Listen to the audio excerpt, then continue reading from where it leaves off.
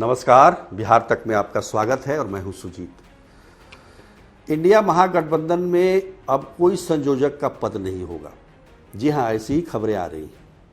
हाल तक मीडिया ये कयास लगा रही थी कि नीतीश कुमार इंडिया महागठबंधन के संयोजक अब बन जाएंगे।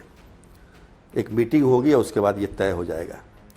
लेकिन अब ऐसा लगता है कि इंडिया महागठबंधन में संयोजक का कोई पद ही नहीं होगा। जब पद नहीं होगा तो नीतीश कुमार कैसे बनेंगे और चाहे मल्लिकार्जुन खड़गे कैसे बनेंगे। उस दिन आपने देखा होगा कि कांग्रेस के राष्ट्रीय अध्यक्ष मल्लिकार्जुन खड़गे से जब पूछा गया तो उन्होंने कहा कि 10-15 दिनों में संयोजक का पद हो जाएगा। और आप लोग तो हमेशा यही चलाते रहते हैं, कौन बनेगा करोड़पति के तर्ज पर कि कौन बनेगा संयोजक। तो अब ये खबर आ रही है कि संयोजक का पद नहीं रहेगा। और ये केवल कांग्रेस का नहीं है, कांग्रेस के अलावा इंडिया महागठबंधन में जो शामिल दल हैं उनका भी मंतव्य यही है। जैसे उसमें जो पार्टियां हैं, जैसे एनसीपी, आप, टीएमसी, तृणमूल कांग्रेस, उन सब की यही राय है। उनके विचार से ही ये संभवतः तय किया गया है कि कोई भी संयोजक का पद नहीं होगा। साथ में ये भी चर्चा है कि जयराम रमेश, जो कि वरिष्ठ नेता हैं कांग्रेस के, वो एक तरीके से ग्रीवांस सेल जिसको कहते हैं ना, जिसमें आप अपनी बातों को रख सकते हैं, वो उसके एक पिन पॉइंट बनाए जाएंगे और वहाँ आप अपनी बातों को रख सकते हैं। उस कन्वेनर नहीं होंगे, लेकिन कुछ उसी तरीके का एक दूसरे को कन्वे करने के लिए बातों को एक दूसरी पार्टियों। संयोजक का क्या मतलब होता है? बात को पहुंचाना, एक तरीके से सबको बांध के रखना। तो उस रोल में वो जयराम रमेश आ सकते हैं, ऐसी चर्चा है। तो आप देखिए, नीतीश कुमार और उनकी पार्टी को काफ़ी उम्मीदें थी महागठबंधन से कि कम से कम संयोजक का पद तो मिलेगा ही। हालांकि उम्मीद तो प्रधानमंत्री के उम्मीदवार के तौर पर की जा रही थी जब नीतीश कुमार एनडीए छोड़कर महागठबंधन गए थे। लेकिन समय के साथ साथ जो उम्मीदें घटती गई तो संयोजक पर आकर टिक गई। और जो चौथी बैठक हुई थी दिल्ली में, उसमें तो सारे नेताओं ने, जेडीयू के सारे नेताओं ने लगभग उम्मीद लगा लिया था कि इस बार तय है नीतीश कुमार का संयोजक बनना। पर अंत समय में पश्चिम बंगाल की मुख्यमंत्री ममता बनर्जी ने बाजी मार दी और मल्लिकार्जुन खड़गे का नाम आगे बढ़ा दिया। तो मामला जस का तस रह गया। उसके बाद से नीतीश कुमार में नाराज़गी भी देखी गई। उनको मनाने के लिए फ़ोन भी आए, कई नेताओं ने बातचीत भी की। तब ये एक दौर शुरू हुआ कि उनको संयोजक बनाया जाए। इस बीच जेडीयू के राष्ट्रीय अध्यक्ष भी बन गए नीतीश कुमार। तो कई चीज़ें इस बीच में हुई। पर आप ये समझिए कि संयोजक नहीं बनना तक भी चलिए चलेगा। पर अभी सीट शेयरिंग को लेकर जो बातचीत चल रही है इंडिया महागठबंधन में, उसमें भी कई तरह की बातें देखने को मिल रही है। अब गठबंधन है, आप नई पार्टियों को एक साथ लाते हैं तो सीटों का एक्सचेंज तो ये होता ही है, उसमें कोई बहुत बड़ी बात नहीं है अगर आपको पूरी मजबूती से लड़ना है।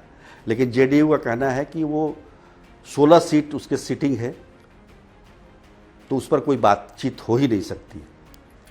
बाकी के जो 24 सीटें हैं, मतलब बिहार के 40 सीटों में से, उसमें आरजेडी अपने सहयोगी दलों से, कांग्रेस और वामपंथी दलों से बातचीत करके सीट शेयरिंग कर ली। क्योंकि हमारा तो तय है पहले से, जेडीयू का ये मानना है कि हमारा तो 16 तय है पहले से और हमारा गठबंधन केवल आरजेडी से है। आरजेडी का गठबंधन है कांग्रेस और वामपंथी दलों से, तो वो सीट शेयरिंग करे। तो 16 सीटों पर अगर मान लीजिए, हालांकि 17 सीटों पर लड़ी थी जेडीयू 2019 में, एक सीट हार गई थी किशनगंज में, और उसमें भी वो दूसरे नंबर पे थी। तो खैर 17 ना मांग के 16 ही सीट मांग रही हो, तो 16 पर अगर जेडीयू लड़ती है तो 16 पर आरजेडी भी लड़ेगी, तो 16 दूना 32, बाकी बचे 8 में कांग्रेस और लेफ्ट को बांटना है। तो 5 के करीब में कांग्रेस को मिलेगा और 3 लेफ्ट को। वो भी बहुत मतलब मुश्किल का काम नहीं है। मुश्किल का काम ये है कि जिस सीट पर कांग्रेस लड़ना चाहती है, जिस सीट पर आरजेडी लड़ना चाहती है, वहाँ पर सिटिंग जेडीयू का एमपी है।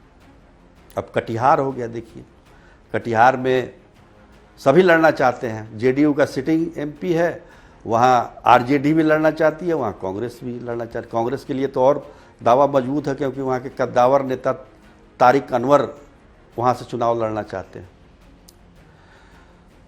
पूर्णिया का वही हाल है।